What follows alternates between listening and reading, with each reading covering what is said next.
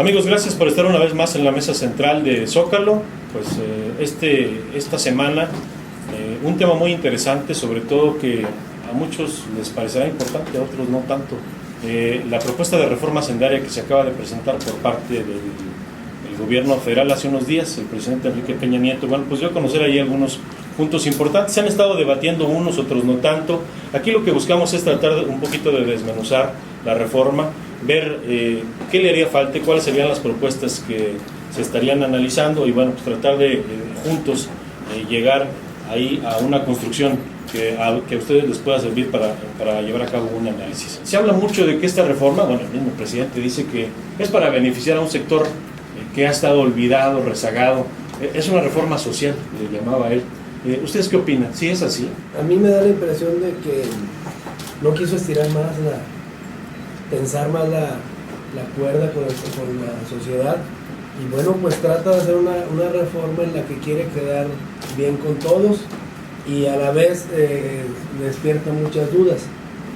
Si nos preguntamos si es una reforma que se destina a disminuir la pobreza, pues por eso es recaudatoria, y además plantean un déficit presupuestal de 1.5%, creo que es alrededor de 800 mil millones de pesos. Sí. Eso implica entonces una perspectiva keynesiana, pero lo ligo a la reforma energética, ya que se pretende no recibir el 50% de la rentabilidad petrolera, pues de algún lado debe salir para atender las necesidades nacionales.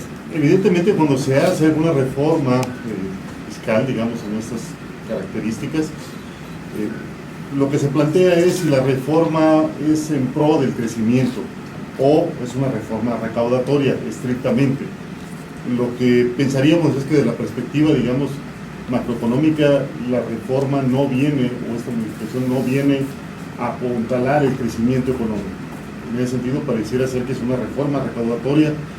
Sin embargo, pareciera que es de un lado, o sea, nada más es el asunto de la recaudación, no aparece nada en el caso de la eficiencia del gasto. Y creo que en ese sentido hay una preocupación, es decir, no hay claridad en términos del ejercicio del gasto. Claramente los primeros 6 meses, o podemos decir los primeros 8 meses de este año no han sido sencillos, desde el aspecto económico, tanto interno como externo, desde el aspecto social, con lo de la reforma educativa, que vemos que es un punto ahí todavía álgido, muy álgido, que no ha sido fácil superar.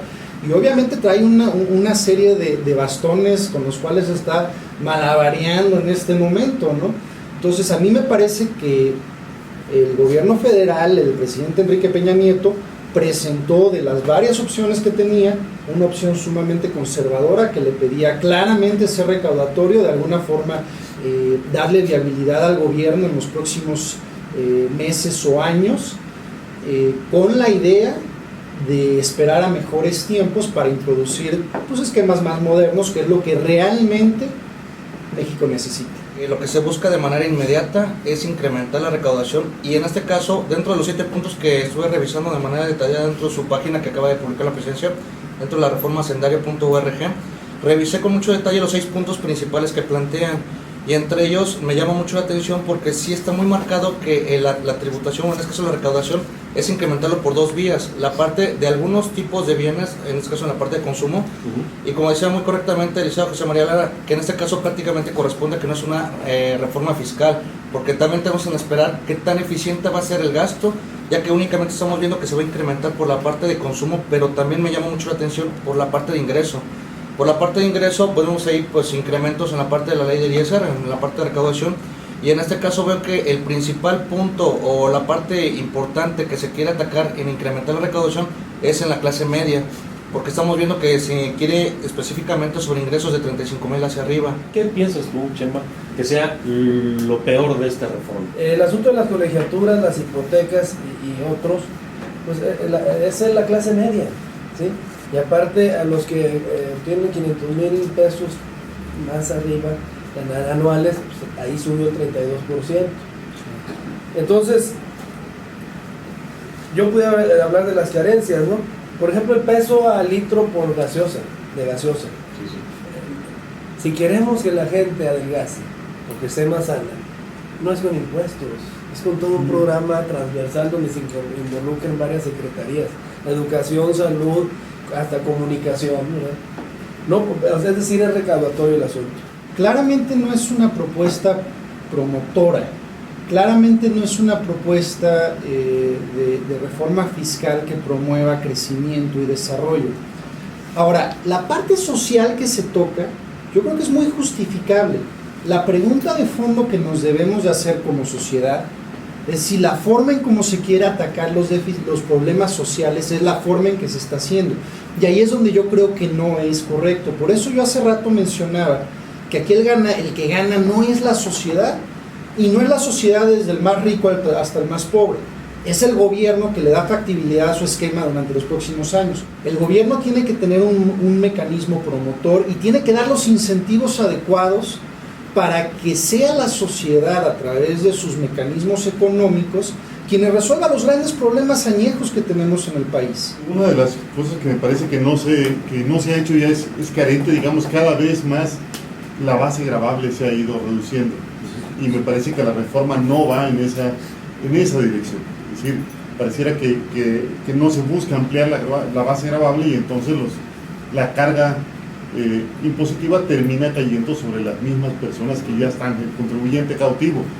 En ese sentido, mucho se habla, digamos, en términos de los impuestos directos y los impuestos indirectos. Y la idea, digamos, de que los impuestos indirectos a través del consumo son regresivos, porque finalmente terminan pagando más los menos escasos, es decir, independientemente de lo que tú ganes, te cobran cuando consumes, en ese sentido. Pero dada la estructura que se tiene, posiblemente en ese sentido no es muy recomendable cargar la base, cargarle, digamos, la responsabilidad sobre impuestos indirectos. Porque como sabemos también tenemos una situación que corresponde a las externalidades, que es por ejemplo el precio del petróleo. Dentro de la reforma plantea también un apoyo, en este caso por la parte del consumidor, referente a poder generar escalones en el año sobre el incremento de la gasolina, y plantea de 8 centavos, aquí 6 centavos mensuales y 8 centavos sobre la gasolina premium y la diésel.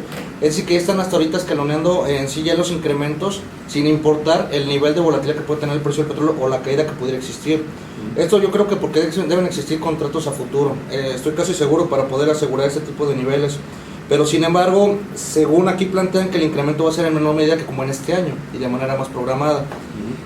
Lo que sí siento que es la urgencia es la coordinación con el Banco Central referente a todos los instrumentos de oferta monetaria, tasa de interés, reservas, y que al mismo tiempo también cómo está manejándose también esos nuevos incrementos, como sea del propio nivel de gasolina, porque sabemos que se está importando.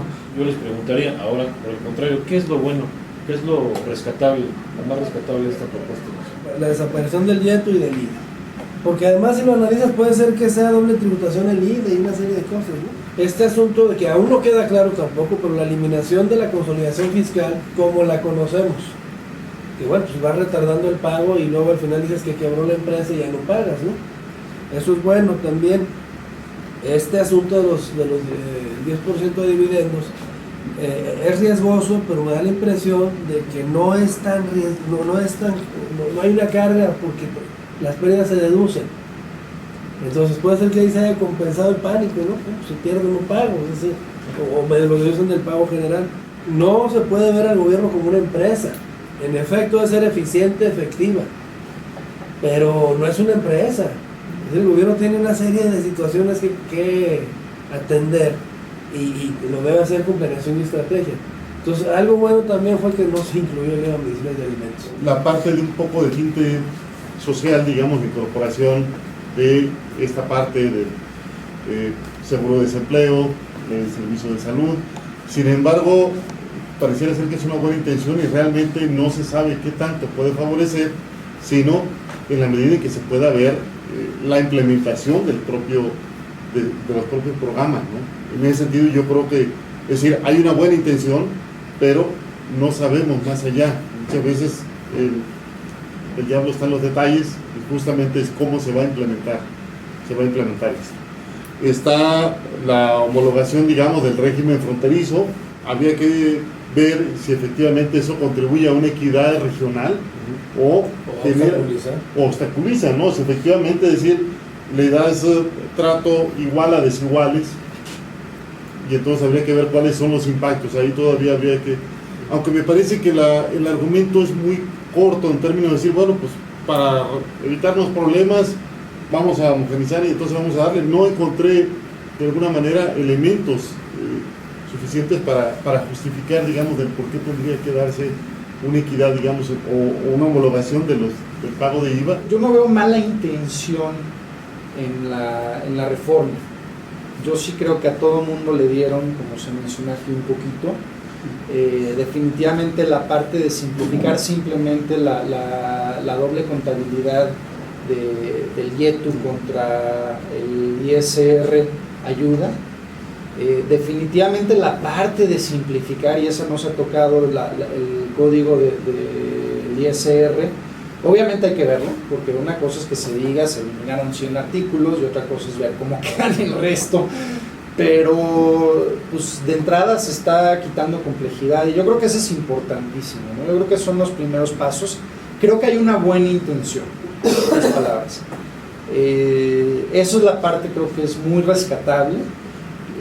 Ojalá y dentro de esta buena intención sea pues un primer paso, ¿verdad? Creo que lo rescatable dentro de esta reforma, siento que es el punto 6, en el cierto sentido, desde mi punto de vista, referente a Pemex.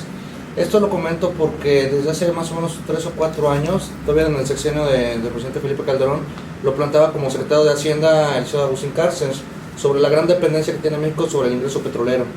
Entonces aquí el punto 6, ya separándolo dentro de las propuestas, es reducir la carga fiscal dentro de Pemex en sus ingresos. Sabemos que hay mucha volatilidad por los precios del petróleo, ¿no?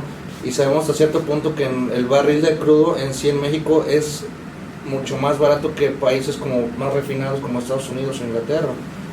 Al final de cuentas, aquí por lo que estoy buscando es que, es más, veo en las cifras más adelante, por ahí de la página 18 que plantea el documento, es reducir exactamente esa dependencia que planteaba Agustín Cárcens en su momento, ¿no? Cuando él entra a la Secretaría de Hacienda dijo que su dependencia era muy alta, ¿no?, para México. Entonces quitar esa carga a cierto punto corresponde a eso. Sin embargo, lo que sí me gustaría también dentro de la propuesta es que también pues, hubiera un mecanismo que también, como le quitas carga, pero también ayúdale en la parte, por ejemplo, de innovación, investigación y desarrollo, por ejemplo. Cuestiones que también, hasta cierto punto, ayuden a que también los ingresos le ayuden, no solamente quitarle la carga, sino también ayudar a que sus ingresos puedan aumentar. Sino por la producción, el número de barriles o encontrar nuevos yacimientos, también por el mejoramiento del acuerdo de refinación.